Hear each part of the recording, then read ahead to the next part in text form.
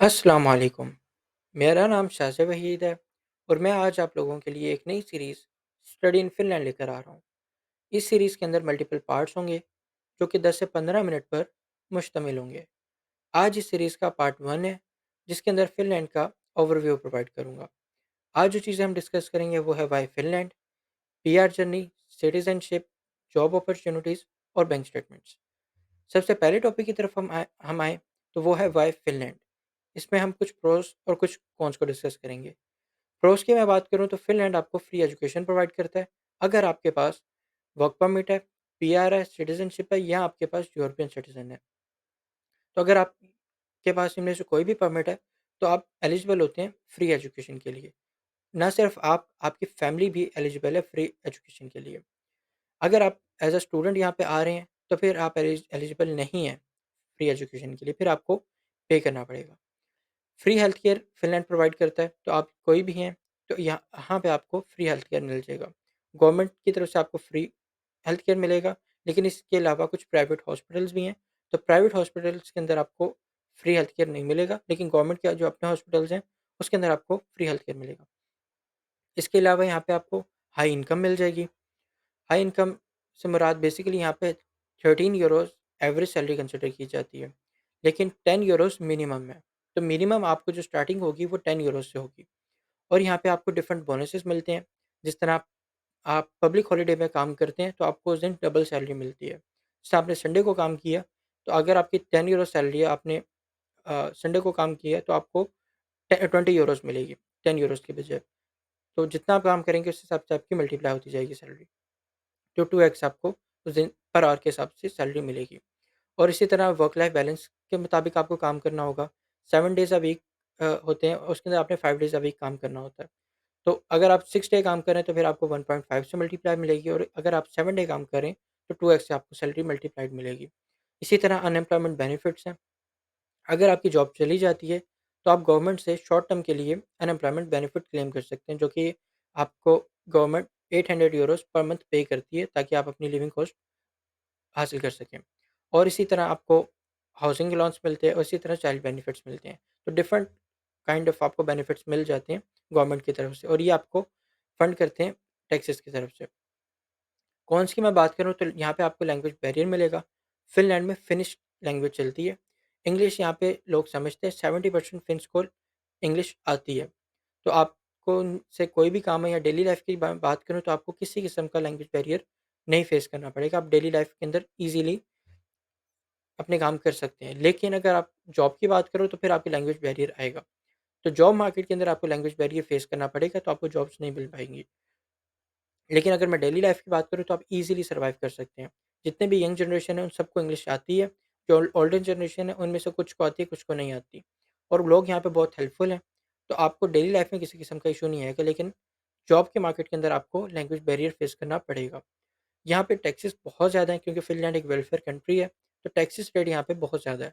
लेकिन income slab के मुताबिक है, हर बंदे को टैक्सेस नहीं पे करने, सबको अपनी इनकम के मुताबिक पे करने हैं।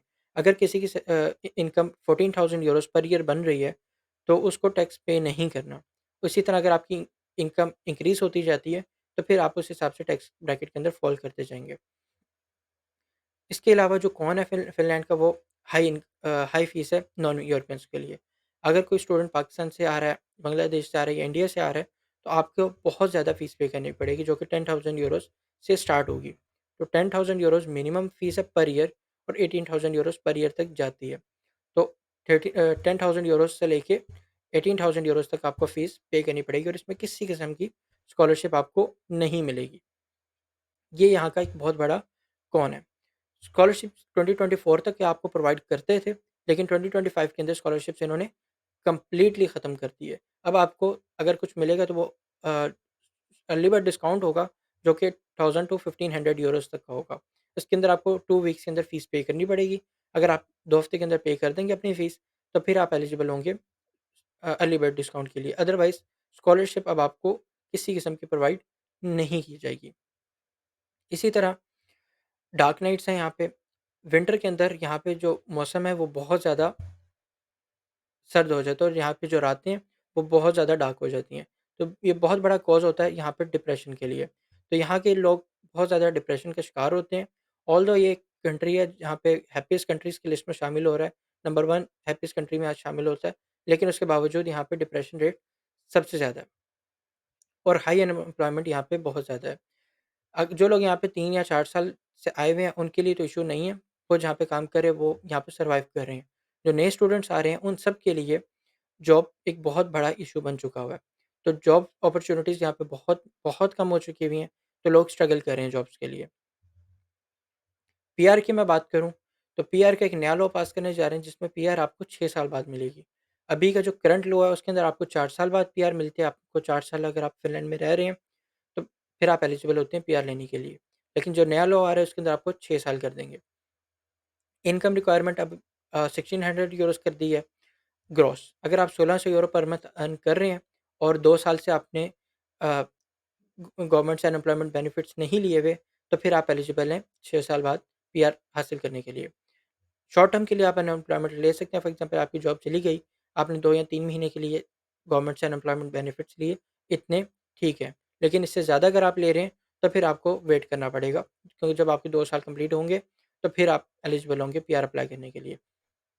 तो नए लॉ के मुताबिक 6 साल अब नया टाइम होगा। लेकिन स्टिल आप 4 साल बाद भी ले सकते हैं पीआर। 4 साल बाद पीआर लेने के लिए आपको 3 कंडीशंस अप्लाई कर दी हैं। इनमें से अगर आपकी कोई एक फ़िल होती है, तो फिर आप 4 साल बाद पीआर अप्लाई कर सकते हैं। पहली है इनकम रिक्वायरमेंट, जो कि 40,000 यूरोज़ पर ईयर है और ये ग्रॉस अमाउंट है। अगर आपकी ग्रॉस इनकम 40,000 पर ईयर है, तो फिर आप एलिजिबल हैं पीआर 4 साल बाद अप्लाई करने के लिए। या और दूसरी ऑप्शन ये है कि आपने मास्टर डिग्री कंप्लीट की हो, या फिर आपके पास मास्टर डिग्री हो जो कि फ़िनलैंड में एक्रेडिटेड हो। तो अगर फ़िनलैंड आपकी डिग्री रिकॉग्नाइज़ कर रहा है, मास्टर्स डिग्री, तो फिर आप एलिजिबल हैं 4 साल बाद पीआर लेने के लिए। तीसरी ऑप्शन ये है कि आपने लैंग्वेज प्रोफिशिएंसी सर्टिफिकेट कंप्लीट किया हो, यानी कि ओके टेस्ट आपने पास किया हो। तो फिनिश या स्वीडिश 2 लैंग्वेजेस चलती हैं फ़िनलैंड के अंदर। तो फिनिश और स्वीडिश, इन दोनों में से आपने कोई भी लैंग्वेज टेस्ट पास किया हुआ है, तो फिर आप एलिजिबल हैं फिनिश पीआर के लिए, जो 4 साल बाद हासिल करने के लिए। अदरवाइज़ आपको 6 साल वेट करना पड़ेगा। सिटीज़नशिप की मैं बात करूँ, तो पहला जो लॉ था, आपको सिटीज़नशिप 5 साल बाद मिल जाती थी। अब नए लॉ, क्योंकि पास हो चुके हैं, अब अक्टूबर अक्टूबर 1 अक्टूबर से पास हो चुका हुआ था 2024 में। अब नए लॉ के मुताबिक आपको 8 साल वेट करना होगा। तो 8 साल बाद आप सिटीज़नशिप के लिए अप्लाई कर सकते हैं। सेम इसके अंदर भी आपको 1600 यूरो पर मंथ इनकम आपकी होनी चाहिए और 2 साल से आपने गवर्नमेंट से बेनिफिट्स ना लिए हों। स्पेशल केस के अंदर आप 6 साल बाद अप्लाई कर सकते हैं। जिस तरह पीआर के केस के अंदर आप 4 साल बाद अप्लाई कर सकते थे पीआर, और सिटीज़नशिप के अंदर आपको 8 साल के बजाय आप 6 साल में भी ले सकते हैं। उसके अंदर 2 रिक्वायरमेंट्स हैं, या तो आपकी सालाना इनकम 30,000 यूरो हो, या फिर आपने बैचलर डिग्री कंप्लीट की हो। अब नए इसके अंदर एक नया लॉ पास करने जा रहे हैं, जो कि अपकमिंग है, अभी पास नहीं हुआ। इसके अंदर एक इंट्रोड्यूस करवा रहे हैं सिटीज़नशिप टेस्ट। सिटीज़नशिप लेने के लिए आपको लैंग्वेज टेस्ट पास करना मैंडेटरी होगा। या तो आप फिनिश लैंग्वेज पास कर लें, या आप स्वीडिश लैंग्वेज पास कर लें। इन दोनों में से अगर आपने कोई भी, और ये बी1 तक आपको पास करनी होगी। अगर आपने बी1 तक पास की हुई है लैंग्वेज, तो फिर आप एलिजिबल हो जाते हैं अप्लाई करने के लिए सिटीज़नशिप, और इसके लिए एक कुकी टेस्ट होता है। और एक नया टेस्ट इंट्रोड्यूस करवाने जा रहे हैं इन फ्यूचर में, जो कि सिटीज़नशिप टेस्ट के नाम से जाना जाएगा। और इसके अलावा फ़िनलैंड ड्यूल सिटीज़नशिप अभी तक अलाउ कर रहा है, लेकिन इस साल के एंड पे इस डिसीज़न को भी रिन्यू करेंगे। अभी कुछ नहीं पता कि इसको इन फ्यूचर ये ड्यूल सिटीज़नशिप रखते हैं या ख़त्म कर देते हैं। लेकिन फ़िलहाल के लिए ड्यूल सिटीज़नशिप प्रोवाइड करता है। इस साल के एंड पे इसको दोबारा से रिव्यू किया जाएगा। अब जॉब अपॉर्च्युनिटीज़ की बात करते हैं, तो 2 तरह की जॉब्स होती हैं, एक व्हाइट कॉलर और एक blue collar. White collar job आपको तब मिलती है जब आपको लैंग्वेज आती हो। तो फ़िनलैंड के लिए आपको फ़िनिश आना मैंडेटरी है। तो अगर आप व्हाइट कॉलर अगर आपने जॉब लेनी है, तो फिर फ़िनिश आपको आनी चाहिए। अगर आपको फ़िनिश नहीं आती, तो फिर आपको जॉब के बहुत मिनिमम चांस होते हैं कि आपको व्हाइट कॉलर जॉब मिले। मिल भी सकती है, लेकिन बहुत रेयर चांस होता है। जो सबसे ज़्यादा जॉब व्हाइट कॉलर के अंदर आती हैं, वो आईटी के अंदर है। आईटी के अंदर भी स्पेसिफ़िकली एआई, मशीन लर्निंग और ब्लॉकचेन, इन 3 कैटेगरी के अंदर सबसे ज़्यादा जॉब्स आती हैं, और इसके अंदर आपको स्टिल जॉब मिल सकती है बगैर लैंग्वेज के भी। इसके अलावा अगर आप प्रोग्रामिंग सेक्टर से बिलॉन्ग करते हैं, तो आपको स्टिल थोड़ी बहुत फिनिश आना ज़रूरी हो जाती है। लेकिन फिर भी आपको जॉब मिल जाती है। लेकिन इसके अलावा आप किसी भी सेक्टर से बिलॉन्ग कर रहे हैं, तो फिर बहुत रेयर चांस होता है कि आपको जॉब मिले व्हाइट कॉलर। अब नर्सिंग की बहुत ज़्यादा यहाँ पे जॉब्स हैं, बहुत ज़्यादा जॉब्स हैं और यहाँ पे बहुत ज़्यादा डिमांड है। लेकिन आपको नर्सिंग की जॉब तब तक नहीं मिल सकती, जब तक आपको लैंग्वेज नहीं आती। सेम इसी तरह कस्टमर सर्विस रिप्रेजेंटेटिव की बहुत ज़्यादा जॉब्स होती हैं, लेकिन आपको तब तक नहीं मिलेगी जब तक आपको लैंग्वेज नहीं आएगी। उसी तरह इलेक्ट्रिकल इंजीनियरिंग की काफ़ी ज़्यादा जॉब्स हैं, वो भी आपको नहीं मिलती जब तक आपको लैंग्वेज नहीं आती। इनकी बहुत ज़्यादा डिमांड्स है जो मैंने मेंशन की हुई हैं फ़ील्ड्स। बाकी जॉब्स भी यहाँ पे अवेलेबल हैं, लेकिन लैंग्वेज बैरियर आपको यहाँ पे फेस करना पड़ेगा। लेकिन ये वाली वो जॉब्स हैं जो बहुत ज़्यादा यहाँ पे अवेलेबल हैं। जो जॉब्स मिलती हैं वो है ब्लू कॉलर्स। इसके अंदर हमारे पास न्यूज़पेपर डिलीवरी की जॉब्स आ जाती हैं, फूड डिलीवरी की, रेस्टोरेंट वर्कर और क्लीनर। न्यूज़पेपर डिलीवरी की जो जॉब है, वो रात के टाइम होती है, पार्ट टाइम जॉब होती है 3 से 4 घंटे की। या आप पैदल भी कर सकते हैं, साइकिल पे भी कर सकते हैं और गाड़ी पे भी कर सकते हैं। इसमें आपने घरों में जाके न्यूज़पेपर डिलीवर करना है और ये रात के टाइम की होती है। इसके अलावा फूड डिलीवरी जो मोस्ट कॉमन जॉब है, वो फूड डिलीवरी की है। लोग यहाँ पे फ़ूडोरा और वोल्ट पे काम कर रहे हैं। ये बेसिक कंपनीज़ हैं 2, जिस पे फूड डिलीवरीज़ आप कर रहे हैं। जिस तरह पाकिस्तान के अंदर फूड पांडा है, उसी तरह इंडिया के अंदर स्विगी या ज़ोमैटो है, उसी तरह यहाँ पे वोल्ट और फ़ूडोरा है। ये 2 कंपनीज़ आपको कॉन्ट्रैक्ट्स प्रोवाइड करती हैं, जो कि कॉमन है। इसके अलावा भी कुछ थर्ड पार्टी कंपनीज़ आई हैं, लेकिन वो इतनी सक्सेसफुल नहीं है। जो ज़्यादा लोग काम कर रहे हैं, वो वोल्ट और फ़ूडोरा पे कर रहे हैं, फूड डिलीवरी के लिए। तो इस पे काम करें और इन दोनों कंपनीज़ के अंदर नुकसान ये है कि आपकी ग्रोथ बिल्कुल भी नहीं है। इसके अलावा रेस्टोरेंट वर्कर है। रेस्टोरेंट वर्कर एक फिर भी एक अच्छी जॉब कंसिडर की जाती है ब्लू कॉलर के अंदर, क्योंकि इंडोर होती है। इंडोर के अंदर आपको वेदर से फ़र्क नहीं पड़ता, क्योंकि फ़िनलैंड एक एक्सट्रीम अ अ, वेदर यहाँ पे क्योंकि एक्सट्रीम पे जाता है, तो फिर आपको इश्यूज़ आते हैं वेदर साइड से। तो रेस्टोरेंट के अंदर ये आपको इश्यू नहीं फेस करना पड़ता वेदर के हवाले से। और दूसरा यहाँ पे ग्रोथ आपको फिर भी मिल जाती है। और बाकी बेनिफिट जिस तरह संडे को डबल अलाउंस वगैरह आपको स्टिल मिल जाते हैं। लेकिन इसके अंदर आपको जो ग्रोथ है वो आपको थोड़ी बहुत मिल जाती है। फॉर एग्ज़ाम्पल आप एक बेस वर्कर हैं, फिर आप उसके बाद शिफ्ट मैनेजर बन सकते हैं, उस तरह असिस्टेंट मैनेजर, तो इस तरह थोड़ी बहुत ग्रोथ का चांस फिर भी रहता है। लेकिन बाकी जॉब के अंदर वो बिल्कुल नहीं रहता। आखिरी जॉब जो कैटेगरी रहती है वो क्लीनिंग की है, जो सबसे लीस्ट यहाँ पे लोग काम करते हैं वो क्लीनिंग की है। क्लीनिंग यहाँ पे ये नहीं कि जिस तरह पाकिस्तान के अंदर आप क्लीनिंग कर रहे हैं, उस तरह तो क्लीनिंग नहीं है, आप एक प्रॉपर टूल्स मिलते हैं। लेकिन एक ये आपको जॉब यहाँ पे मिलती है ब्लू कॉलर के अंदर। इसके अलावा आखिर में बात करें बैंक स्टेटमेंट की, तो आपको अभी एक जस्ट एक ओवरव्यू प्रोवाइड कर रहा हूँ। इसके अंदर हम डिटेल के अंदर जाएँगे एक बैंक स्टेटमेंट के हवाले से। लेकिन अभी एक ओवरव्यू के मुताबिक जो आपको बैंक स्टेटमेंट रिक्वायर्ड होगी, फ़िनलैंड आने के लिए जो बजट आपको चाहिए होगा, वो आपके सामने स्क्रीन्स पर है। जिसके अंदर जो स्टूडेंट अप्लाई कर रहा है, उसको 9600 यूरोज़ उसके अकाउंट के अंदर चाहिए होंगे। ये आपने अपने लोकल अकाउंट के अंदर शो करने हैं, अपनी लोकल करेंसी के अंदर। फॉर एग्ज़ाम्पल पाकिस्तान से कोई स्टूडेंट अप्लाई कर रहा है, तो उसको जो भी अमाउंट पीकेआर के अंदर इक्विवेलेंट बन रही है, वो शो करनी है। फॉर एग्ज़ाम्पल इस टाइम पे 27 से 28 लाख रुपया पाकिस्तानी बन रहा है, तो आपके बैंक अकाउंट के अंदर 27 से 28 लाख रुपया मौजूद हो, तो फिर आप अप्लाई कर सकते हैं फ़िनलैंड के लिए। और मौजूद होना लाज़मी नहीं है, इतना आपके पास इनकम होनी चाहिए कि आप किसी स्पॉन्सर से भी ले सकते हैं। इस पे हम डिटेल में डिस्कशन करेंगे बैंक स्टेटमेंट के वीडियो के अंदर।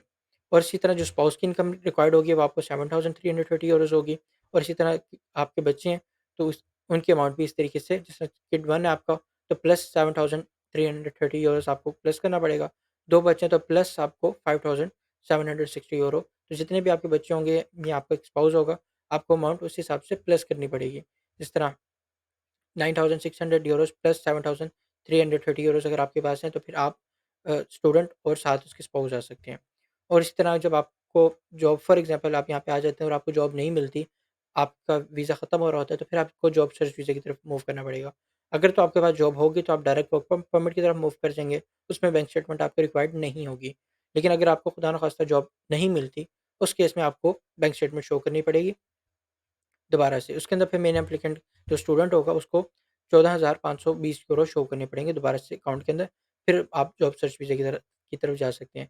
सेम इसी तरह अगर आपके फैमिली के भी एक्सपायर हो रहे हैं, फिर आपको बाकियों के भी अमाउंट शो करनी पड़ेगी। ये आप यूरो में भी शो कर सकते हैं, पीकेआर में भी शो कर सकते हैं, या अगर आप बाकी किसी कंट्रीज़ में रह रहे हैं तो उस कंट्री के लोकल अकाउंट में भी शो कर सकते हैं।